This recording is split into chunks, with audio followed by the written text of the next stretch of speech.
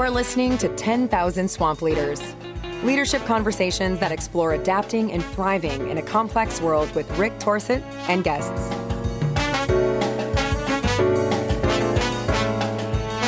Hi, everybody, and welcome back to 10,000 Swamp Leaders, a podcast where we explore people who've made some decisions in their lives about leading in gnarly and complicated and messy worlds to have impact.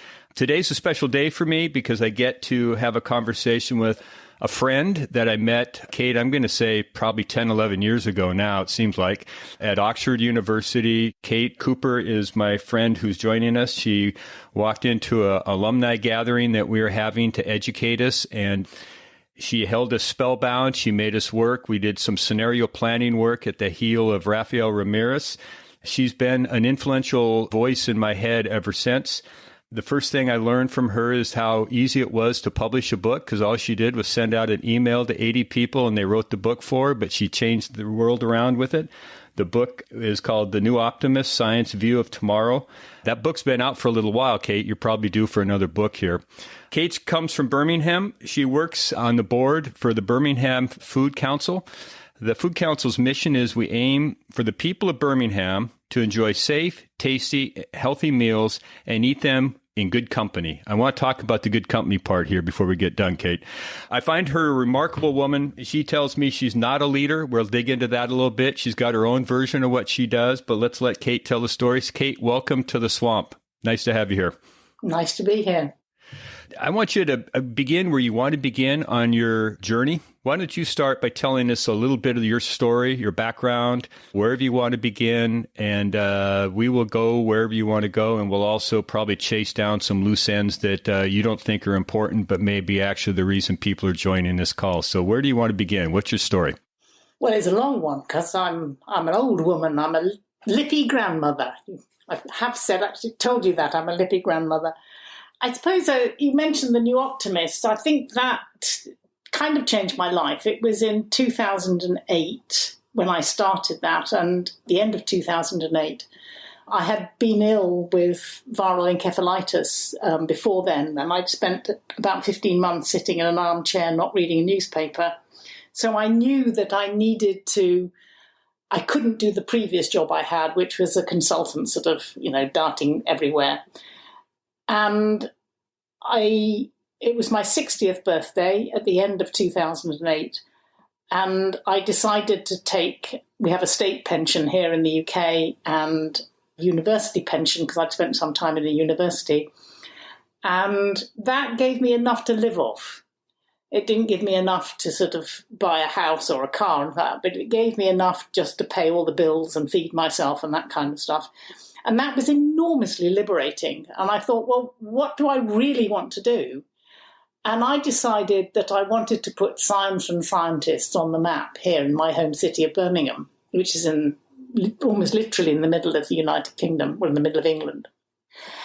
I thought, well, one of the ways I can do that is ask them the simple question, what are you optimistic about? And publish whatever it is they reply. To be honest with you, I didn't think it would be much of a success. As you say, I emailed a few scientists around and I just didn't realise how many would respond. And actually over 90 responded. 2/3 of them were professors and one even a vice-chancellor. So I had a success on my hands, and the problem with the success, you've actually got to do something. Had it not been a success, I could have just sort of thought, I'll go on to something else. So I published the book, and I had set out to publish it at the British Science Festival, which was coming to Birmingham, UK, for the first time in 2010. And we sold about 3,500 copies. You can buy it on Remainder if you want it on Amazon. And we sold about 3,500 copies, which is respectable, reasonably respectable. Yeah, broke kind of even on it. And then I realised when I'd done that, and I also published a Kindle, which was a much smaller thing about challenging cancer, because some of the scientists were involved with cancer. But it really did make a difference to the city in the sense that it did put science and scientists on the map in the city. And suddenly people realised that we had this enormous wealth of experience in science and particularly medicine. And that, I do think, made a difference to the city. But then what happened is that I realised I actually didn't want to be a publisher, because being a publisher is actually quite boring. When you're recovering from encephalitis, it's actually quite good, because it's very repetitive, boring administrative work. It was very good for my brain, but it was less good for my imagination. So then I thought, well, how can I use this brain power that I've unleashed? Because most people who work in a university, they do their research and they don't, and of course they know it can be applied, but they don't really know how. So that was when I decided to do a scenarios program. That was in 2011. So hang on, Kate. So you raised the question, how do I use this stuff? How do I use my imagination? How did you get from there to scenarios? Well, because to me, the really big problems that the world are facing, and I realised this in 2011, they're climate change, they're resource depletion, there are population pressures.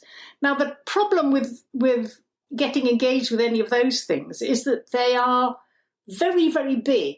Human beings don't really, we can manage the weather, but we can't manage climate.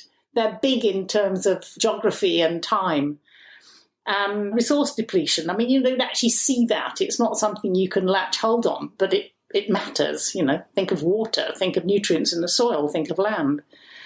And so that was what I really wanted to do, was to contribute to the thinking using the brain power in the city and its surrounding areas to deal with these huge problems.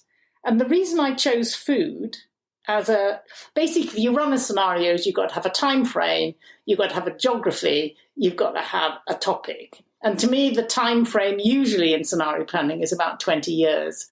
I didn't think that was quite long enough because you would get scientists thinking about peer pressure and things like that. So I took it out to 2050, and I just thought, well, scientists aren't really going to, if they make assertions about what happened in 2050, they're not going to be held up for ridicule by their peers.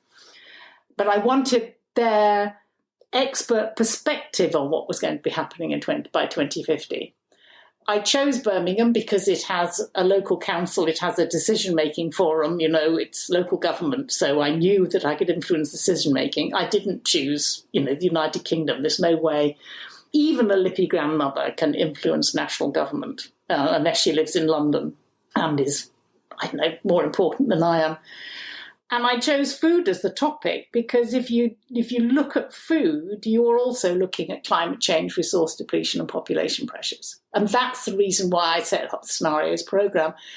And what you should really do if you run a scenarios program is take a group of people through a process. Well, there was absolutely no way I could take a group of people through that process because, they wouldn't give me the time. All I could do was to take different groups of people for a short time and basically suck out information from their heads kind of thing and think an awful lot about it and reiterate it back to different groups. So I got a sort of ideas about their ideas would be sort of synthesized in a relationship with lots of other ideas. That's how I managed that. And then I found it quite hard to, and that one of the things I realized, no, let me go back a bit.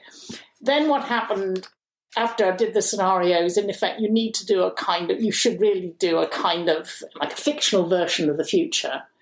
And I wondered how to do that. So what I did, in effect, was that I decided I would commission a play.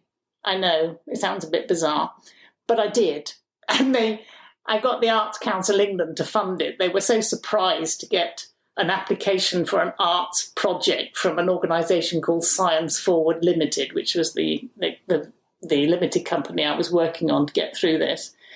And even more surprised was the theatre director when I said to him, look, you can do what you like. You've just got to do this kind of scenario and don't get it wrong. I will vet it in terms of content, but I won't vet it in terms of what you want to do. And he said, well, what? You mean I can do anything? I said, well, yes, we've got this money.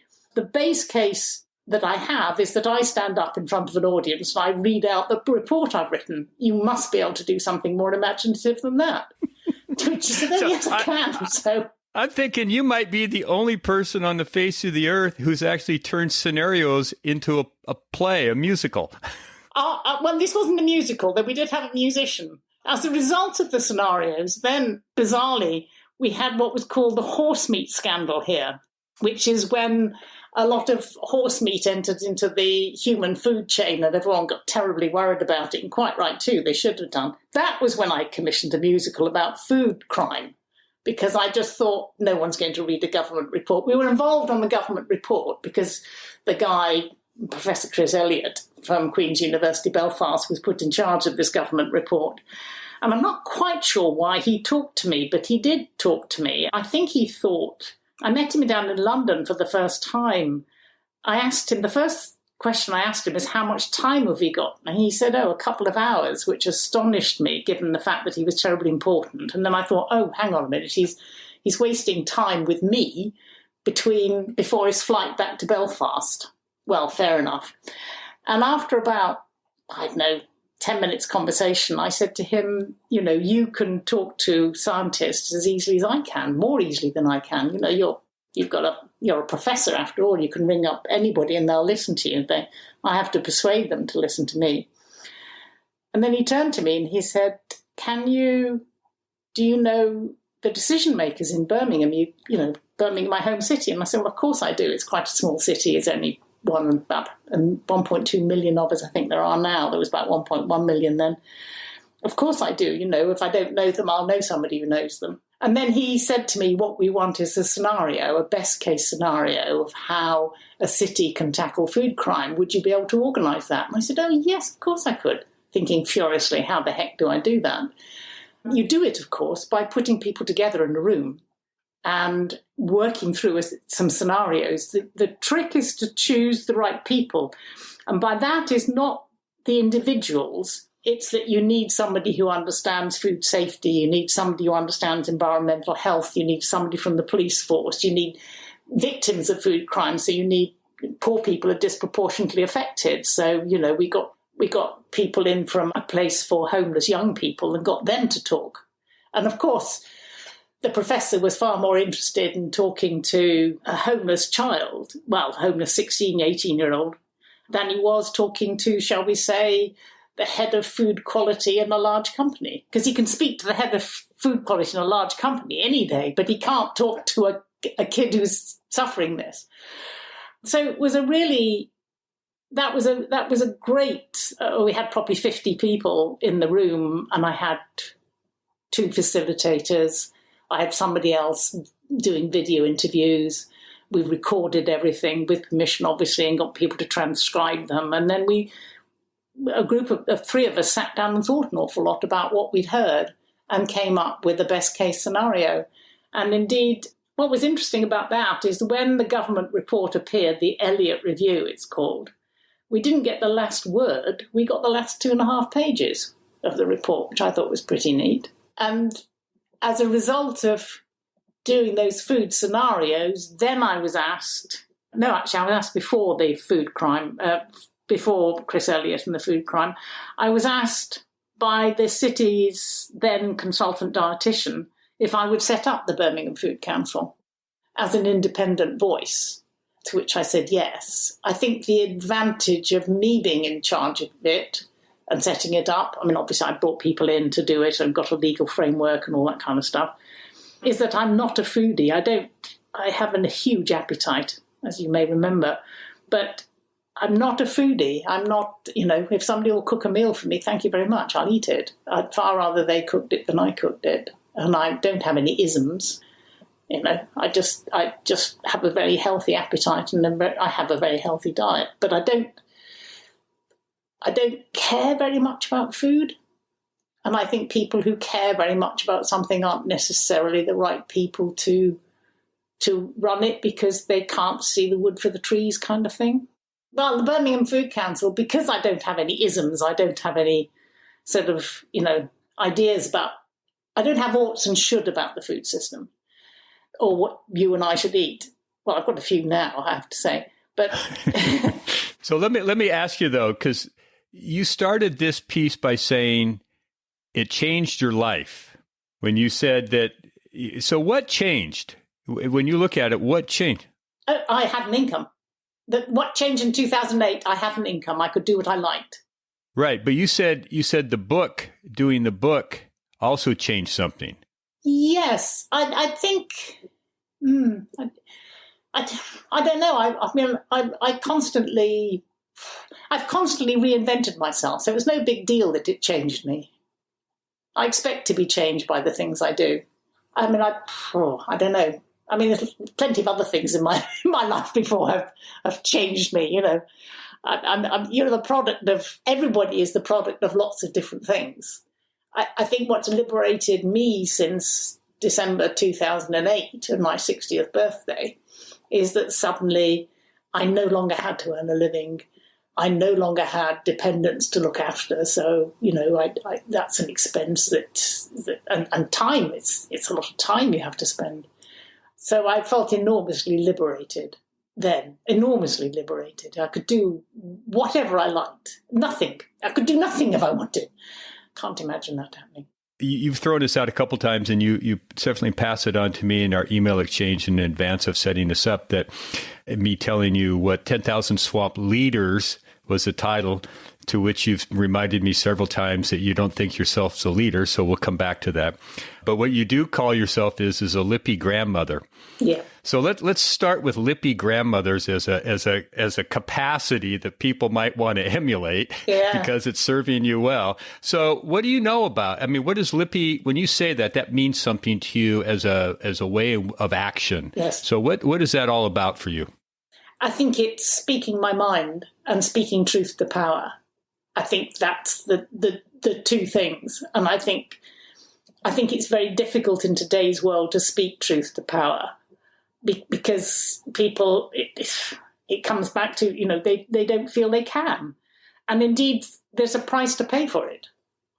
There's a price to pay for it. I mean, you can get sacked, or you can get marginalized, or you can, you know, in some ways it's quite a lonely furrow if you speak truth to power, you know, but it sometimes needs to happen. So would you mind, have you been hurt? Have I been hurt? In speaking truth? Hurt, you know, you can get hurt speaking truth to power. Have you had experiences of being marginalized or hurt? Yes, of course. I've certainly lost, when I was earning money, I've lost money because of speaking truth to power. As a consultant, I was sacked to corporates. I was sacked 3 times, reinstated twice, but the third one was corrupt, and I just assumed that they would be pleased. Oh, thank goodness we've heard about that. But no. Obviously, the man who commissioned me was corrupt too. Yes, I think you can lose out. I find with the Food Council, I find that quite difficult at the moment, because I think it's quite hard to, if you challenge the status quo, which is what we do, is that it's quite, you know, if we were saying nice things like we wanted to run cookery classes or something like that, we would get lots of money. But to me, that's, you know, why do that? Lots of other people do that. I think one of the things that I do and always have done, and sometimes at tremendous cost, is to try and do stuff that other people aren't doing. Because, well, if you look at the food system, you know, we don't do anything on nutrition. Well, we do a bit on nutrition. I tell a lie. We that's not entirely true. No, we do challenge corporates who produce what we call the drug foods, because we think foods that contain. That's a long story, but there's a thing in the UK tax system which identifies companies that make products that are very low, have very low nutritional value, but are high in sugar, caffeine, chocolate, or alcohol, or are made to be deliberately Moorish, like, you know, savoury snacks. And if you challenge the people who make and promote them in the same way that people who challenged the tobacco companies in the 1950s had enormous problems. And so challenging the status quo is a lonely furrow, and, you know, often you feel as though you're not getting anywhere. I think tenacity is a good idea, and understanding too that sometimes often you have no idea of the effect you're going to have. I think in terms of food safety and food assurance and integrity, I do think we have shifted the focus within the UK, although those elements are not as robust as they were. Nonetheless, people are more aware of them, and that's in part because of the work of people like me and Chris Elliott and some other people as well. But I think it can be a lonely furrow. Coming back to this idea that you're not a leader, the viewpoint that I bring to this conversation with the people I work with is the sharpening the distinction between what it means to be an authority in an organizational structure and what it means to lead. And they're not the same. The org chart is more a map of authority than it is leading. We've all been in some kind of hierarchy where some leadership moment came up when you looked up and that the person in that position didn't really meet the moment. So meaning leading is more of an activity and a choice, and authority is a role and a position. Ideally, it'd be great if somebody who had a lot of authority also had good capacity to lead, but not always the case. So you can look at lots of embryonic moments of the beginnings of social change movements. It often comes from the margins and with people who have chosen without enough authority to raise their hand and say, I'm going to be lippy on this, if I could use your technical term. I'm going to cause a little bit of a disturbance and see if I can get some attention for this conversation and see if I can foster a movement of people who are needing to be mobilized, but they want to have somebody to guide them. So for me, that's the distinction that I'm playing with here. And so if you may not even buy that distinction, so that's fine. I think in my motivation to have a conversation with you is that you are somebody who maybe even be agnostic to a certain amount of authority, and there's more freedom and liberty in being able to, be lippy and get into action. So when you look at it from that perspective, and this is a conversation about leading fundamentally, as you sit here now and people who may be further behind you on this road, when you think about them and what's ahead, what do you wish you'd known about all this stuff before you got started that would have served you well, but you had to learn in a harder way? That's a big question. I've never had much of respect for authority, so that's not good. Gets you into trouble. And that's right from when I was a small child. I don't know. I think it kind of flummoxes me when I'm asked questions like that, because I don't think I'm better able, I think, to be able to say what I'm not good at than I am what I'm good at. And one of the things that I'm not good at managing people at all. And if you're in an organisation, one of the things you have to do is manage people. And if you compare it to a game of soccer, for example. Well, we use football. We just say football here, but of course it's soccer. I mean, years ago, I remember a friend of mine who worked in industry, and he was one of the world's best project managers. He was also a very good amateur footballer, but he was somebody who was always, if you like, captain of the team, and the captain enables other people to do well and recruits people. A really good project manager recruits people who are in many ways better than he or she is. And when things go right, they get the praise. And when things go wrong, the project manager takes the flak. And I've always had great admiration for that approach. I think that's absolutely right. But when you're in a large corporation, you also have to do that in a political setup. I mean, political with a small p.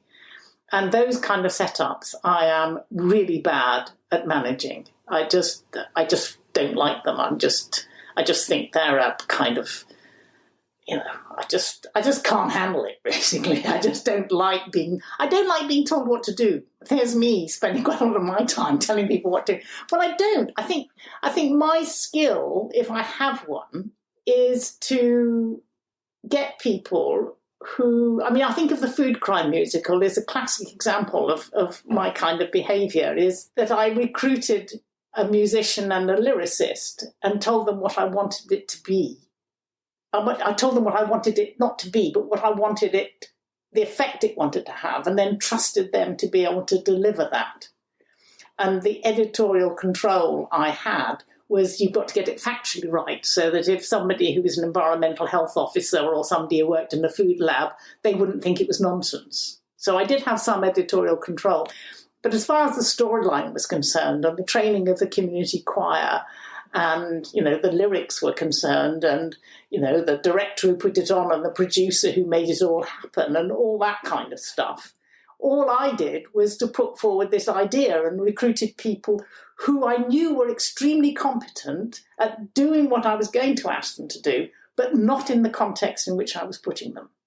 So they had a bit of apprehension. Well, we've never done this before. Just be yourself, I said. Be yourself. Do what you normally do.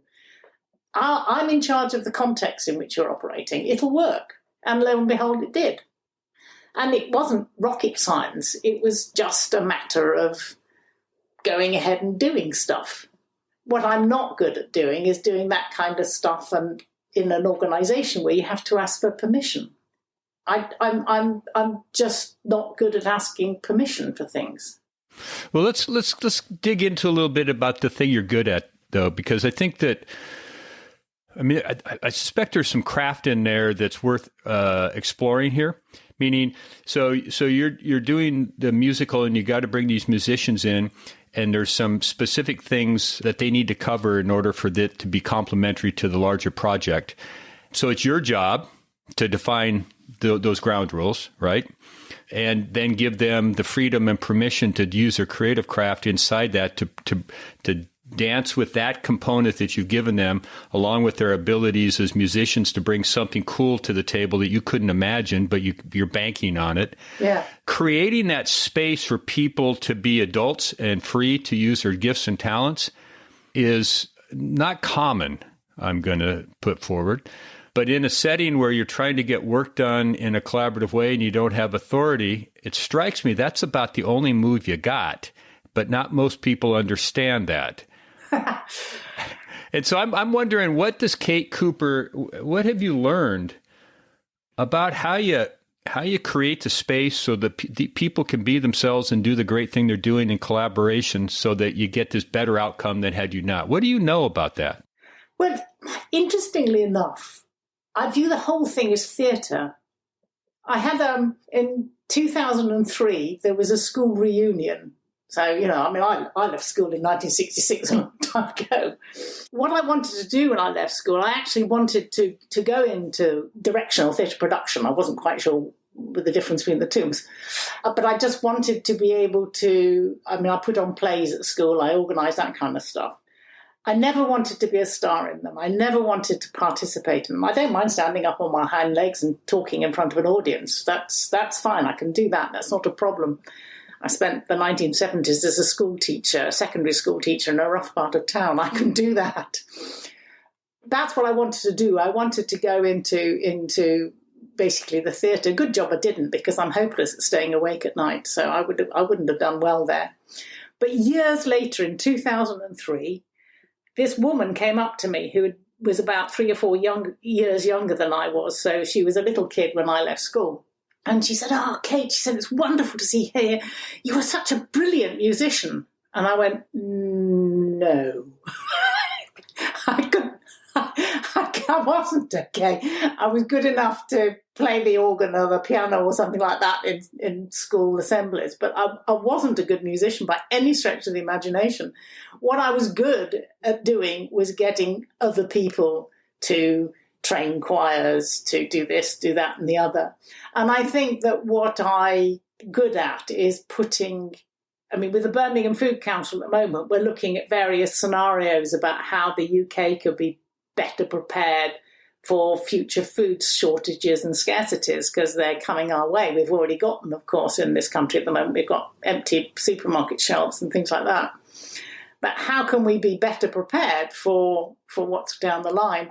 And the answer is to put people in scenarios in the future and let them play out that game. And we've indeed devised something which we called the game, and with a deep voice, because it's very, it's obviously they're going to have to deal with all sorts of dreadful things like prospect of famine and all that kind of stuff. It's interesting because when you when you ask people to design that, it's easy for getting the players in some ways is the easy bit. The difficult bit is organising stories that can run through it and getting those into a way in which, somebody can actually play it like you can play a game of chess. And I think I'm quite good at getting a team of people to work out how to do that. And it involves a lot of scratching of heads and wandering around the room all at the same time. Quite a bit of swearing quite often as well. And you're doing it in the context of the framework of creating of scenario planning, creating scenarios. That is, yeah. I've chosen scenarios there because I think the difference between the 20th century and the 21st century, the 20th century we could see the future, and the 21st century we can't. So therefore we've got to make it up. Part of you cleaned me up here because while I studied scenarios with Rafael Ramirez at Oxford, but it was just for 2 days, and I know you spent a lot more time with him than I have. But my memory of scenario planning is that you stand in the future and look back to the present as your viewpoint. Is that a fair characterization of how you go about what you're doing with the people you work with on that topic? No, we dump them in the future. Yeah, that's what I mean. You stand in the future and work from there, not in the present and work forward. No, yeah, you're in the future, yes. But when I go back to the idea of it being the work I do, a lot of it seems to me to be. I do actually say theatre. It's your even in the company when you're trying to get people to do things, you haven't got the whole of them. You've only got part of them, and you're putting them on the stage to play a role.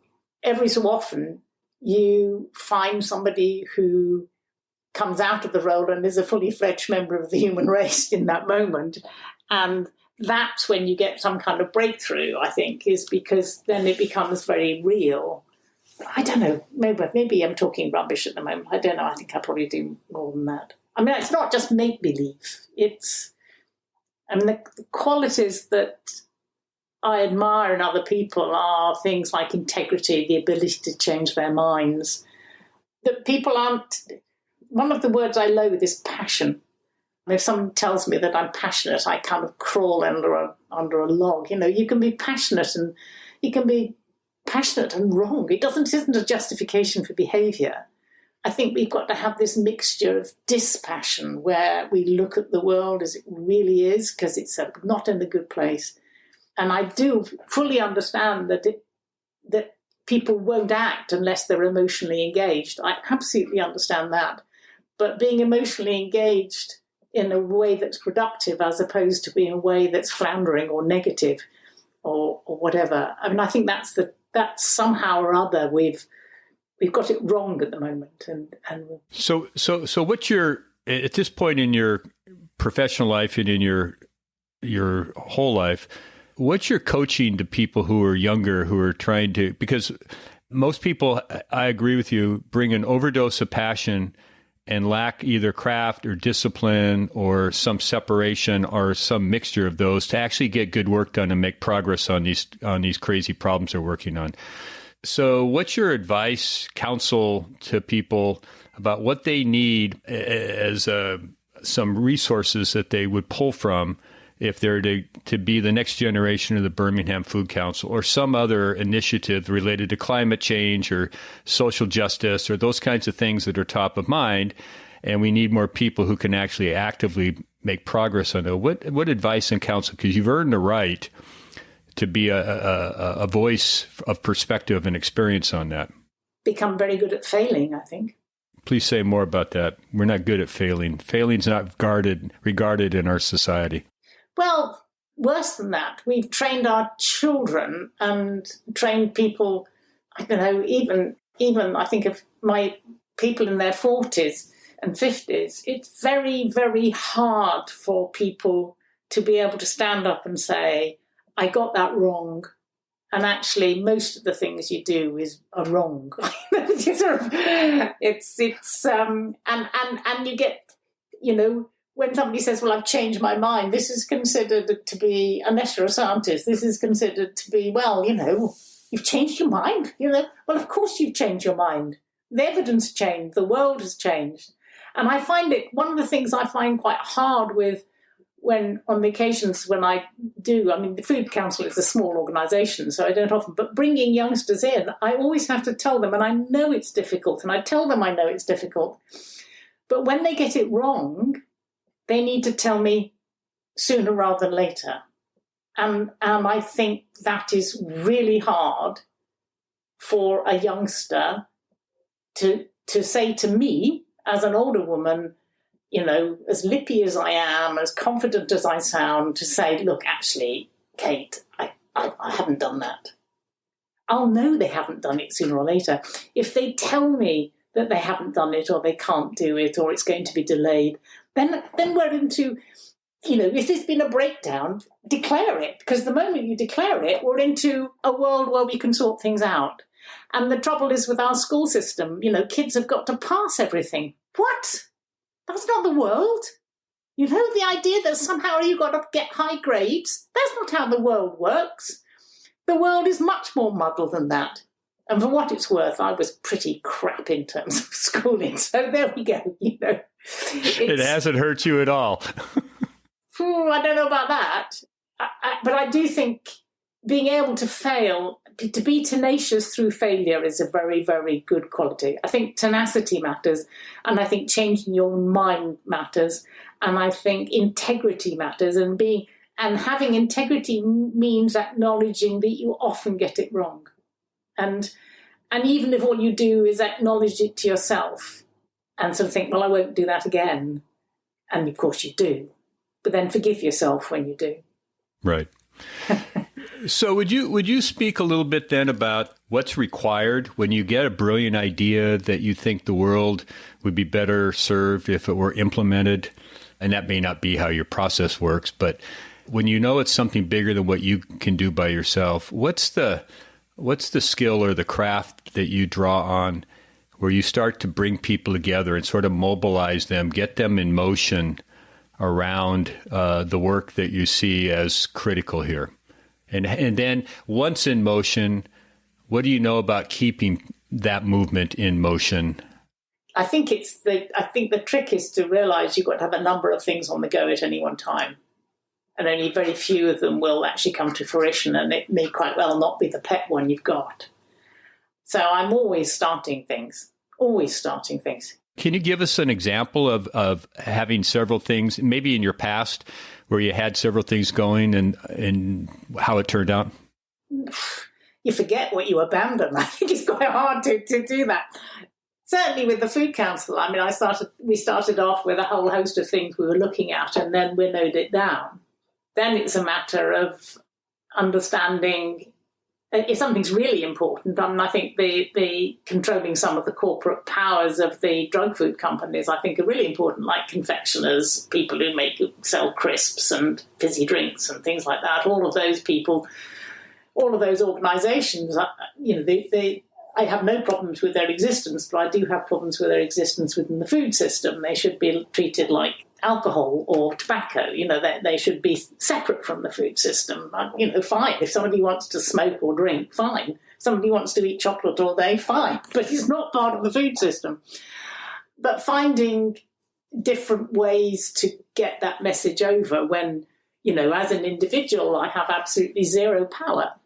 You know, there's no magic wand. So finding different ways to approach the same problem and finding different people to influence or different ways of talking about it. I'm constantly thinking about that. And at the moment, on my mind a lot is how we can be better prepared for shortages and scarcities.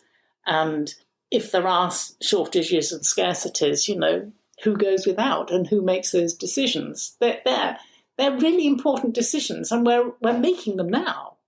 But we're making them by default. It's just done by, you know, have you got enough money to buy a good diet? Well, you know, if you haven't, well, tough.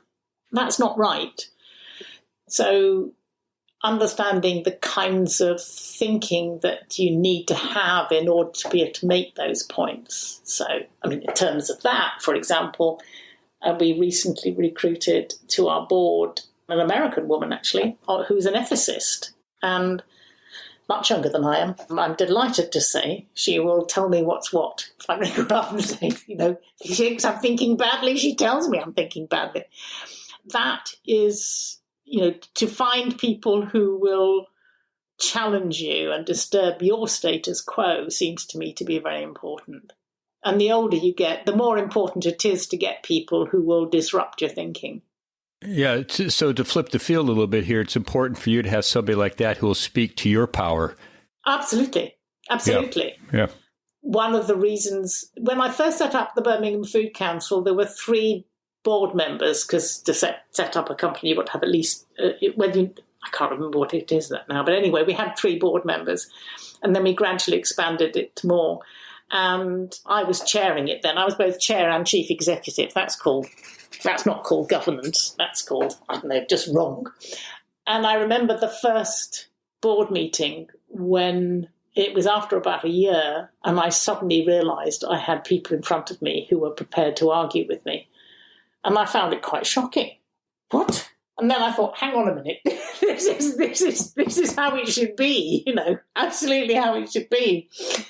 And I think it's really important to recruit people around you who think very differently from you. And I don't mean having a different belief system. In some ways, I would be very worried if the Birmingham Food Council had people on board who felt that it was just fine that lots of people went hungry. I think I'd draw the line there. But I'm very careful, we are very careful to recruit people who have been trained to think very differently. For example, one of our founder people was a medical doctor, professor of primary care, who was a brilliant cook. One of the reasons I like him, actually, is because he cooks beautifully. Yes. But it's always worth being invited to his house for a meal. But medics think very differently from a lawyer. They've been trained to think very differently. They do differential diagnosis, where lawyers are trained to do very, very different things. And I think it's when he resigned his directorship because he was doing other stuff, I knew that we had to have somebody on the board who had medical training because I wanted that type of thinking. I also wanted a lawyer, not because I want to keep us on the straight and narrow, that I do, obviously, but because lawyers, again, think very differently from how a medic. I also wanted somebody who understood risk professionally. So, again, people who are involved in risk or in insurance, they think very differently about how the world works. So, getting diverse groups of people in the space where you're discussing what you need to do seems to me to be really powerful. And so you need people who have expertise in terms of content. They know a lot about X, Y, and Z. But you also need to have, if they're all agri-food researchers or all medics or all lawyers or all cooks, you will not get you will not get the challenges that you need to have in order to be able to have an understanding of how a complex system works, because complex systems work if you haven't got at least 2 conflicting versions of how a complex system works, non-overlapping but conflicting versions of how a complex system works, you can't succeed. Incidentally, as an example, in the US, this may or may not work because you're in the US, and what's different between the English and the American is, of course, language. If you've lost something at a railway station or an airport or in a hotel, do you have a lost property office? At those facilities, like at the airport? Yeah, what do you call them? Yeah, lost and found. Oh, lost and found.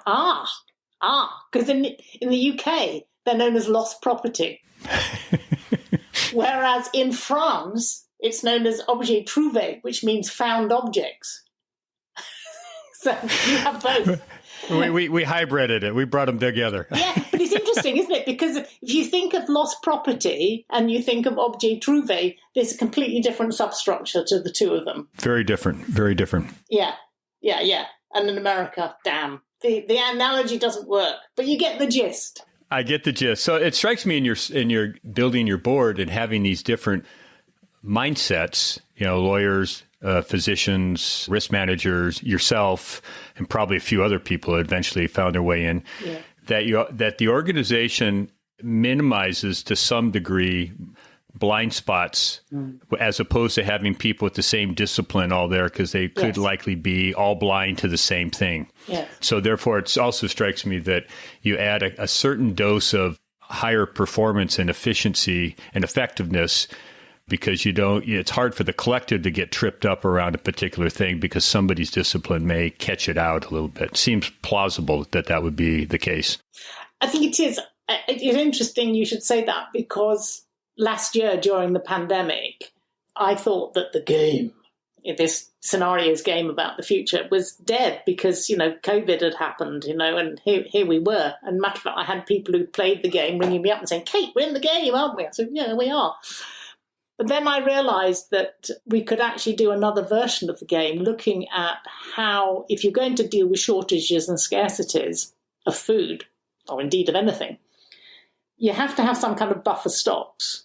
Basically, human beings, well, no, humans will, but commercial systems don't have buffer stocks because it's not economic.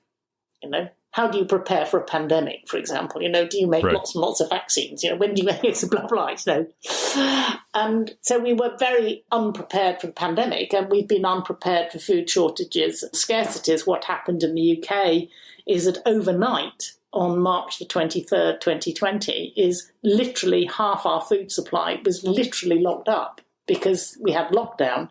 Half our food by calories and by value, roughly half, goes into hospitality, goes into catering services, not into retail. So suddenly we had half our food literally locked up overnight. So inevitably there were problems getting enough food to people. How do you manage? Let's imagine it's caused by something other than the pandemic. We could quite easily have food shocks. So how do we have buffer stocks to mitigate against those scenarios? What I found remarkable is that was the scenario we put in front of little workshops, which we did via Zoom, we did virtually. And in each workshop, I made 100% certain that I had somebody from the food system, I had somebody else from somewhere else, I had somebody else from somewhere else. So I had a mixture of people discussing. And not only that, we put them in the future where we said to them, look, the UK has got a new government, I'll put it into the future. The new government has asked for a review of the buffer stock system that you put in place 10 years ago. We've had another pandemic, it worked. So tell me, what was a success and what was a failure with your system? And then we just went silent. Don't worry, I had a facilitator and somebody else in on the call as well. There was just silence, and then suddenly somebody went, well, what we managed to have, of course, was X. And then we were into the future. We had people talking about it, about the future, as though it was in the past. One or two people couldn't handle this, but most of them could. But that was the only reason why that worked was partly because the way we kind of, between us beforehand, we decided what we were going to do and how we were going to prepare them, which was not a lot. But is choosing people who we knew would have very different perspectives on how that could be. They surprised themselves. They surprised me, frankly. I now know how the UK could have a rotating distributed buffer stock system that would work in times of food shortages and scarcities. It does require the government to do something, so the chance of it happening anytime soon or remote, we may need another disaster before it can happen, but it wouldn't cost that much, and he could do it. And not only that, it would radically transform the food supply system, which everybody from the United Nations downwards says we've got to do. And it would not be by telling people to behave differently. It would be because, to me, telling anything that tells people they've got to behave differently, the oughts and the shoulds, that's a societal failure. That's a societal failure. We can redress it. Anyway, but I'm not a politician. I'd last 20 minutes in power. All right, so we're kind of coming to the end here, unfortunately for me, but I want to give you a little space to bring your wisdom into the conversation. And given that you have two granddaughters coming up behind you, maybe we frame this as the lippy skills needed to function well in society. So, and seriously, Kate, what advice do you have for people who might get into this world trying to affect the kind of change for the good that you've committed your life to for a long time? What counsel do you have for them? 2 or 3 things that you think these are important things to know and carry with you? It doesn't surprise me that it's old people like me and young people, the Greta Thunbergs of this world, who are the people who are the revolutionaries. It doesn't surprise me. Why doesn't it surprise you? Because I've got nothing to lose. I've got nothing to lose, you know. What about Greta? Well, she's yet